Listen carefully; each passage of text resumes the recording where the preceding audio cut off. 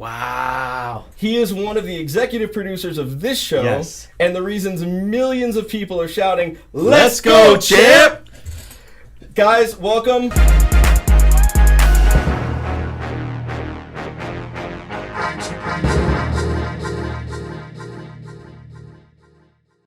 Hey, I'm Adam Hyman, online marketing expert, self-made millionaire, car enthusiast, and meme aficionado.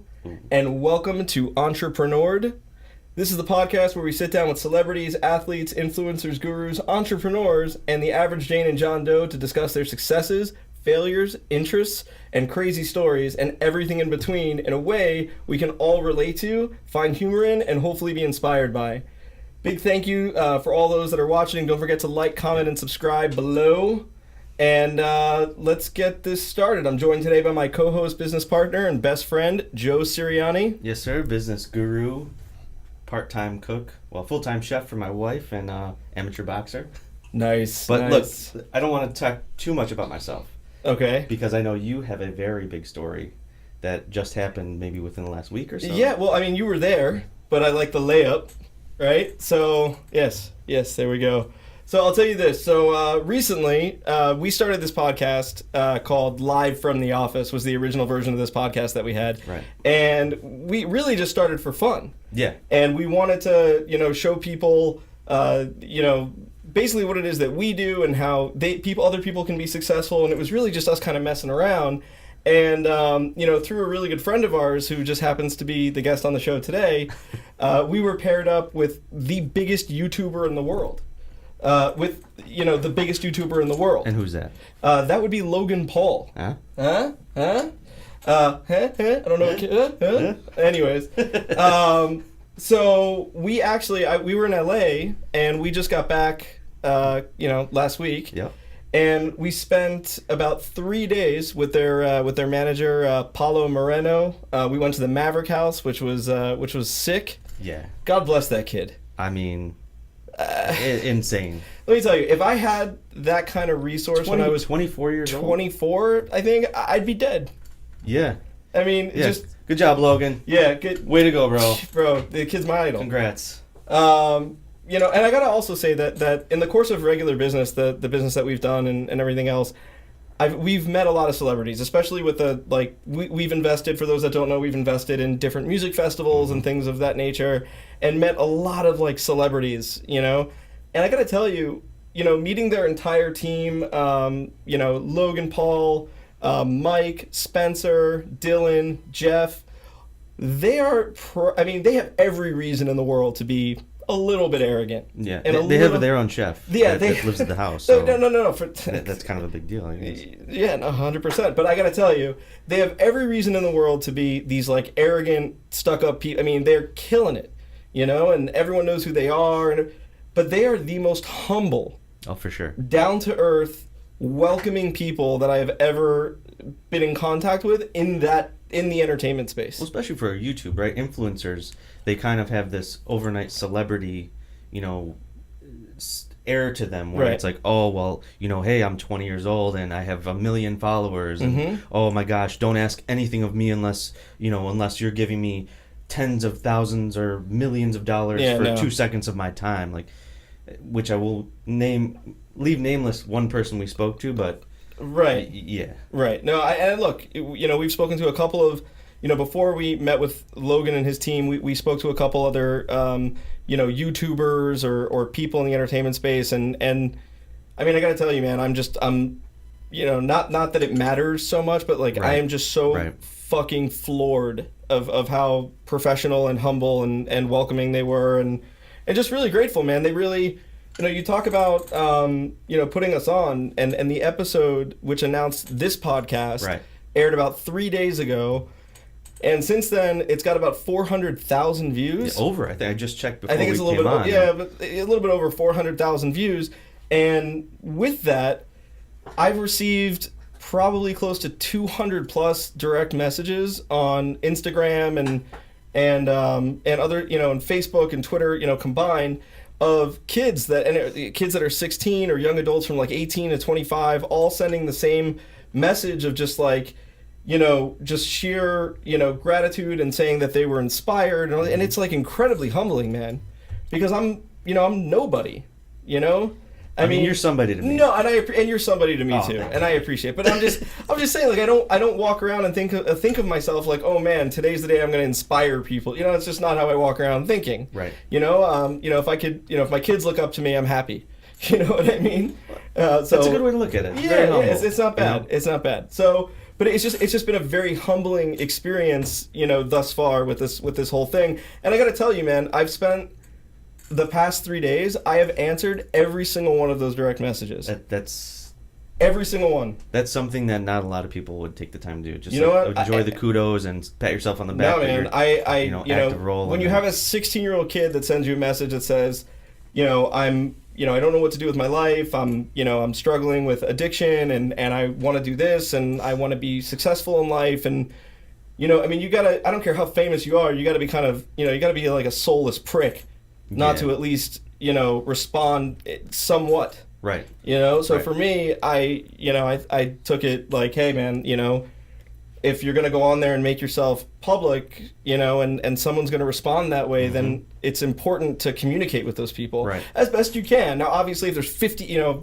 someone on like a Logan Paul's level or so, if you got like 50,000 DMs. Right. I had 200. You can't answer all of them. Right. No, I had 200. Right. But if there's like 50,000 of them, obviously you're not going to go through all 50,000. But while I can, I will answer all the ones that I can. I mean, they're hitting you up Instagram, Facebook, Twitter. Yeah, absolutely. YouTube. It's there's wild, a lot dude. of It's there's wild. a lot of acreage to cover online. Yeah, no, there definitely is. So yeah, I mean that's So Logan Paul's manager. Yeah, Paulo Moreno. We both met him. You had a lot more dialogue with him after we came back from LA. Yep. And he's now.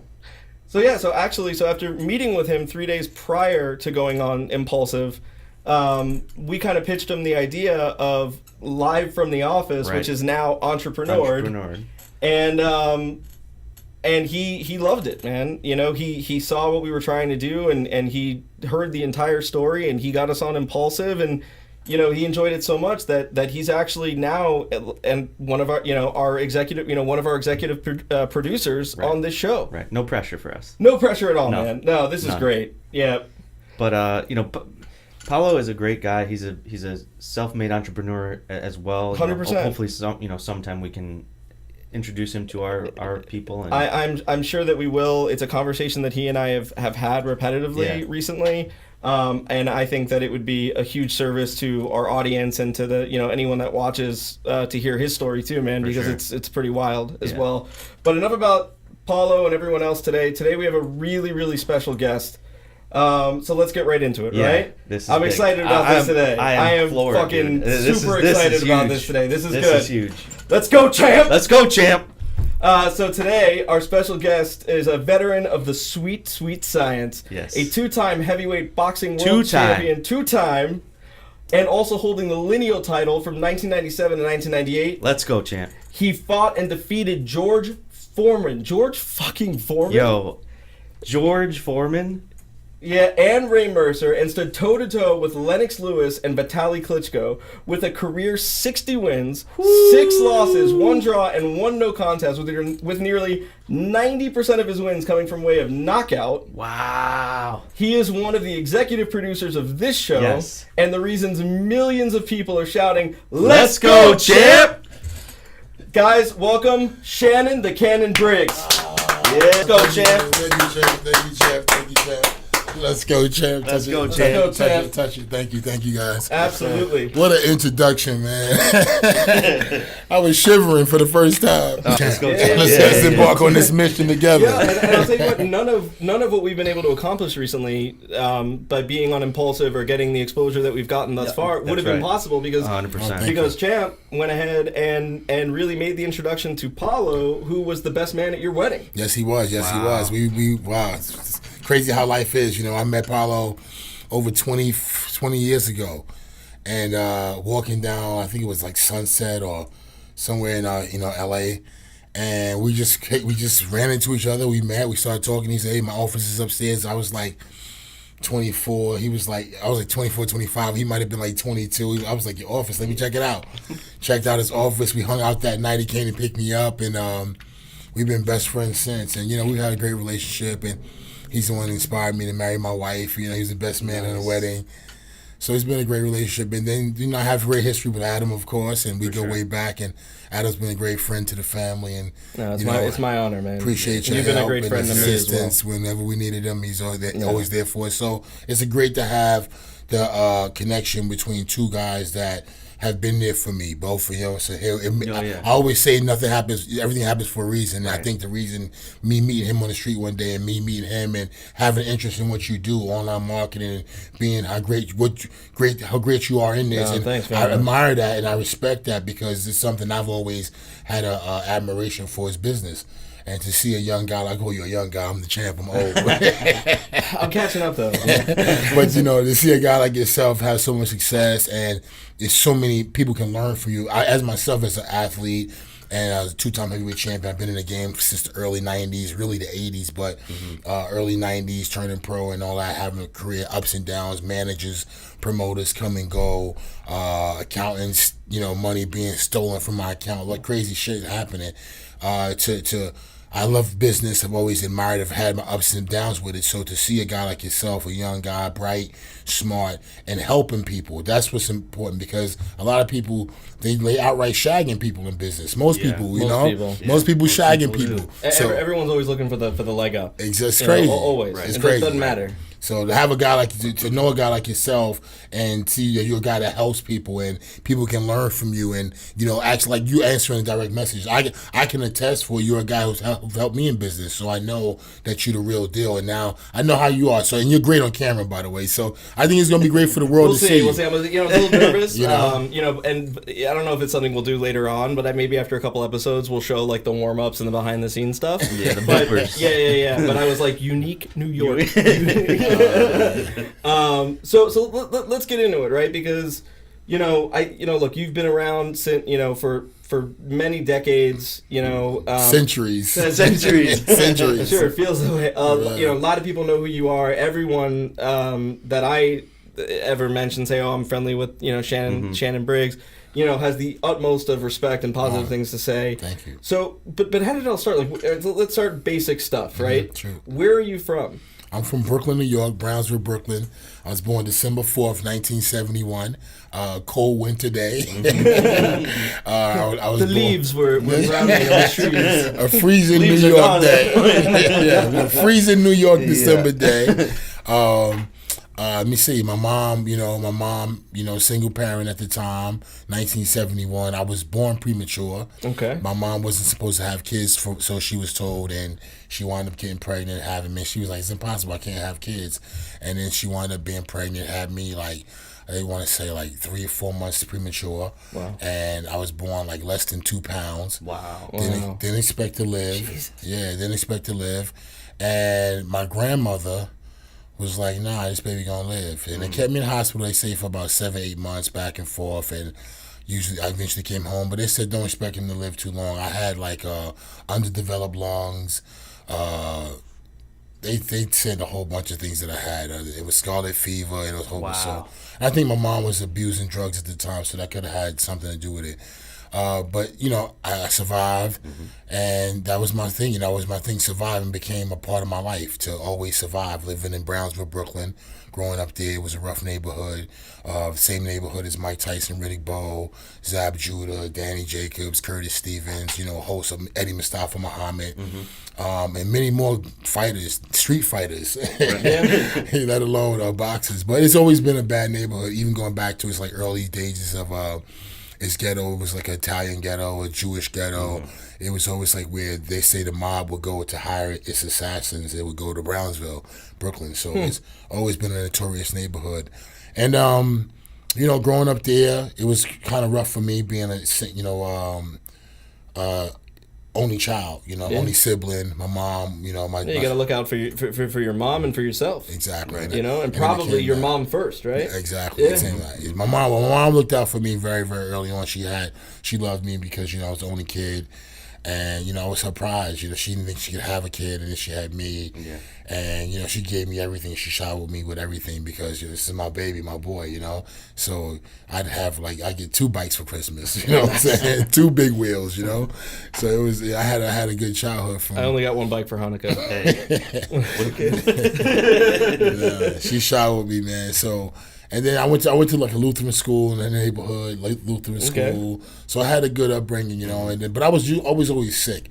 So school was something that I really didn't, do great at because I was never really there. I could read because I was always in a hospital, and they had I remember one hospital I remember staying a lot at was St. John's and St. Mary's. That was either one, and they both had like a school on the floor, you know what I mean? And I would always remember being rushed to the hospital like 1 o'clock in the morning, 2 o'clock in the morning. We get a cab somehow, or we get to the hospital, and I'll be like, okay, I know I'm gonna go back to the class there. I wonder who's anybody there, but I'll go back. I'll be sad because kids will go home. You know what I'm saying?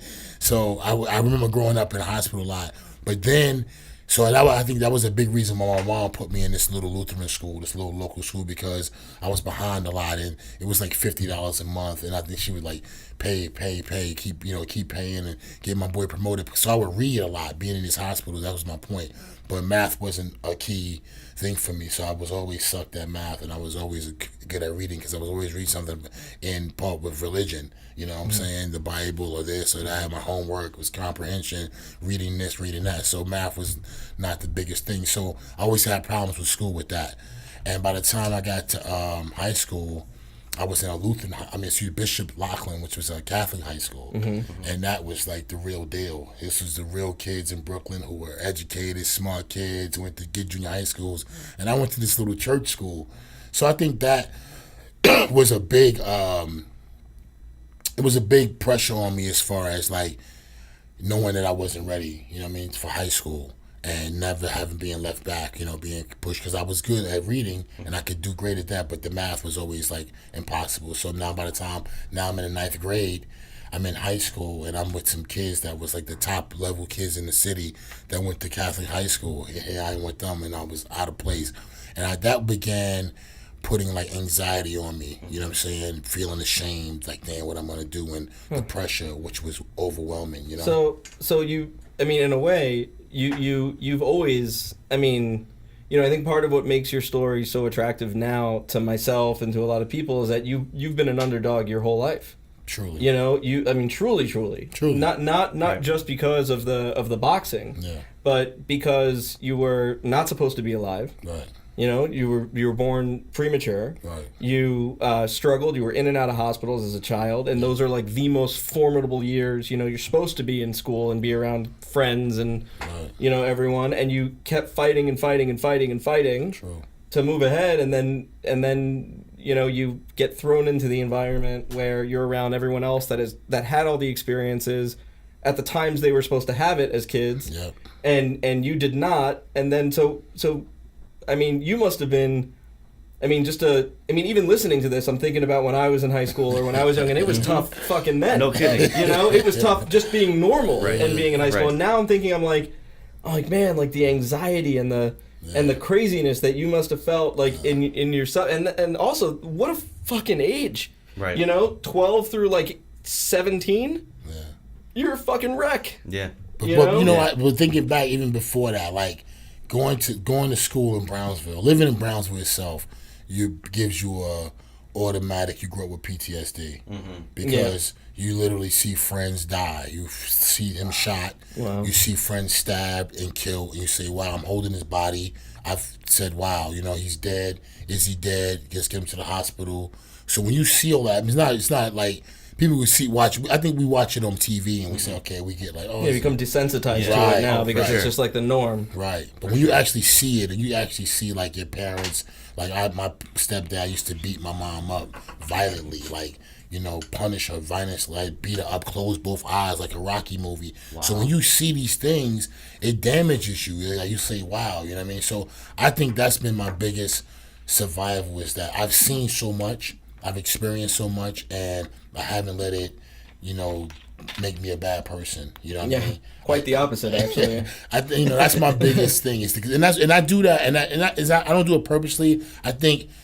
I really believe that when people say I had a coach, my late coach Jimmy O'Farrell, my mentor, he used to say your time is gonna come, and I still believe that my time is gonna come. Meaning it may be in business, it may be in boxing, whatever it's in, my time is gonna come. I think what's cool is that you've lived such a full life so far, and you have a lot more to go. Right. So that's much more to go. That's how I feel. And your time has come and gone and come and gone and come and and it's so talk to us a little bit about the boxing, right? So like when at what point did you think to yourself, other than just like, oh, I gotta fight to survive or whatever, at what point did you think to yourself, I'm gonna be a boxer?